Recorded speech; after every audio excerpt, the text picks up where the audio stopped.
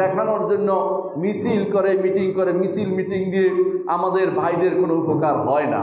এটা শুধুমাত্র গায়ের জ্বালা ঝাড়া হয়, এটা দিয়ে কোনো উপকার হয় না, এটা দিয়ে কিছুই হয় না। রাস্তাঘাট বন্ধ করে মিছিল করার মধ্যে ইসলামের কোনো উপকার কোনোদিন ছিল না।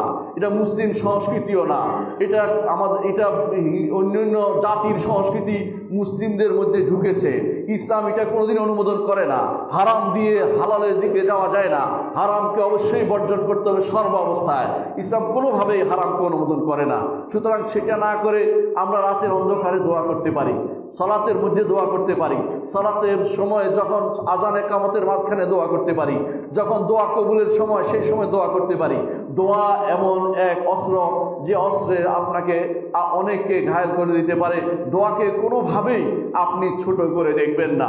রাতের অন্ধকারে দোয়া করে যদি সত্যি সত্যি ভালোবাসেন, তাহাজ্জুদ পড়ে তাদের জন্য দোয়া করে আল্লাহ যেন তাদেরকে সাহায্য করেন। আল্লাহ যেন আমাদেরকে বাইতুল মাকদেস আবার স্বাধীন করে দেয়। আল্লাহ যেন আমাদের জন্য বাইতুল মাকদেসে যাওয়ার তৌফিক দেয়, সেখানে সালাত আদায়ের তৌফিক দেয়। কিন্তু আমরা কোনোভাবেই শুধু সালাত আদায় করতে দিলেই সীমাবদ্ধ থাকবো না। বাইতুল মাকদেস যেন মুসলিমদের অধিকারে পরিপূর্ণভাবে আসে, সেই দোয়াই আমরা সবসময় করে যাব। আল্লাহ আমাদের জন্য আল্লাহ আল কুদসকে স্বাধীন করার ব্যবস্থা করে দিন।